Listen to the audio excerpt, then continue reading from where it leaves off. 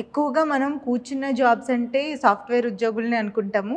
కానీ ఈ ఆసనాలు లారీ డ్రైవర్స్‌కి ఉపయోగపడతాయి, సెక్యూరిటీ వాళ్ళకి ఉపయోగపడతాయి, సిట్టింగ్ జాబ్స్ ఉన్న వాళ్ళు ఎవ్వరికైనా సరే ఈ ఆసనం ఉపయోగపడుతుంది. జాగ్రత్తగా మందులు వాడకుండా చేసేది ఏదైనా కానీ మనం ప్రాక్టీస్ చేయొచ్చు. దానివల్ల కంప్లీట్ క్యూర్ ఉంటుంది కాబట్టి ఇంకాస్త ఎఫర్ట్స్ పెడితే మంచిదే కాబట్టి క్లియర్‌గా చూడండి.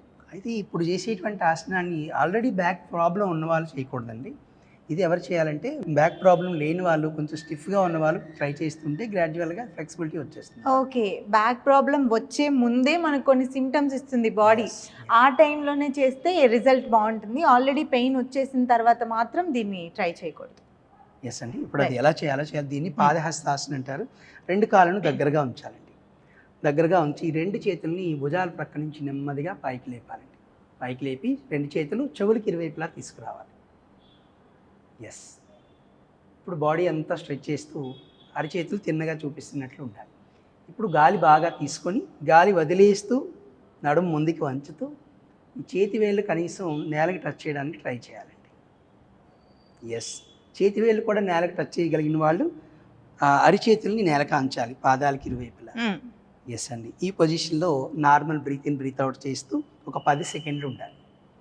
అంత పొజిషన్కి వెళ్ళలేని వాళ్ళు జస్ట్ పుషింగ్ చేస్తూ కనీసం చేతి వేళ్ళు నేలకు టచ్ చేయడానికి ట్రై చేస్తాం, మోకాళ్ళు వంచకుండా. ఎస్. ఈ పొజిషన్లో 10 సెకండ్స్ ఉండి మళ్ళీ నెమ్మదిగా గాలి తీసుకుంటూ తలా చేతులు ఒకేసారి పైకి తీసుకురావాలండి. పైకి తీసుకొస్తూ దీన్ని కౌంటర్ ఆసనం చేయాలి. నెమ్మదిగా చేతులు దించేయండి, భుజాల ప్రక్క నుంచి చేతులు దించేయండి. ఎస్. మరి దీన్ని కౌంటర్ ఆసనం తప్పనిసరిగా చేయాలి. అప్పుడు ముందు కొంగినటువంటి నడుము మళ్ళీ వెనక్కి కొంగేటువంటి ఆసనం కూడా చేయాలి. చేస్తే వాళ్ళకి వెన్నుముక ఫ్లెక్సిబుల్ అయిపోతుంది, వాళ్ళకి బ్యాక్ ఇష్యూస్ రావు, అట్లా అదే విధంగా నెక్ ఇష్యూస్ రావు. ఆల్రెడీ స్టిఫ్ గా ఉన్న వాళ్ళు వంగగలరంటారా? అది ప్రారంభంలో మనం వంగడం ఇబ్బందిగా ఉంటుంది, కానీ ట్రై చేయడం ద్వారా వచ్చేస్తుంది. ప్రతిరోజు మనం ట్రై చేయాలి. సో దీని కౌంటర్ ఆసనం కూడా మనం చేయాలండి. ఇది బ్యాక్ ఇష్యూస్ ఉన్న వాళ్ళు చేయొచ్చు. ఈ కౌంటర్ ఆసనం ముందు కొంగేది చేయకుండా వెనక్కి కొంగేది చేయొచ్చు. స్ట్రెస్ చేసి చెప్తున్నారండి, బ్యాక్ ఇష్యూస్ ఉన్న వాళ్ళు మాత్రం ఎట్టి పరిస్థితిలో ఈ ఆసనాలు ప్రాక్టీస్ చేయొద్దు. ఎస్. ఇప్పుడు చేసేటువంటి ఆసనం బ్యాక్ ఇష్యూస్ ఉండా కూడా చేయొచ్చు అండి. ఇది కాంబినేషన్ ఆసనం. ఇప్పుడు 2 చేతుల్ని మనం బ్యాక్ దగ్గర పెడతాం, అరిచేతులు బ్యాక్ పైన పెడతాం ఇట్లా. ఎస్. ఉంచి గాలి తీసుకుంటూ ఎంత సాధ్యమైతే ఎంత వెనక్కి ఈ విధంగా బెండ్ అవ్వాలండి, మోకాళ్ళు వంచకుండా. ఓకే. ఎస్. మళ్ళీ గాలి తీసుకుంటూ ఉండగలనంత 10 సెకండ్స్ ఇందులో హోల్డ్ చేసి గాలి తీసుకుంటూ మళ్ళీ తిన్నగా వచ్చేయాలండి. ఓకే. పొజిషన్ గాలి వదిలేస్తూ come straight, with exhale come straight. ఈ విధంగా స్ట్రైట్గా వచ్చేస్తాం. ఇది కాంబినేషన్ అండి, పాదహస్త అండ్ అర్ధచక్రాసనం. ఇది చేసిన తర్వాత ఇది చేస్తే కంప్లీట్ రిజల్ట్. ఒక్క బ్యాక్ పెయిన్ సివియర్గా ఉందనుకోండి, వీళ్ళు వెనక్కి కొంగేటువంటి ఆసనం అనేటువంటి అర్ధచక్రాసనం చేయొచ్చు. సార్, మనం యోగాలో ఏ ఆసనం చేసినా, ఏ ప్రాబ్లంకి చేసినా సైడ్గా మనకు మళ్ళీ అడిషనల్ బెనిఫిట్స్ వస్తాయి.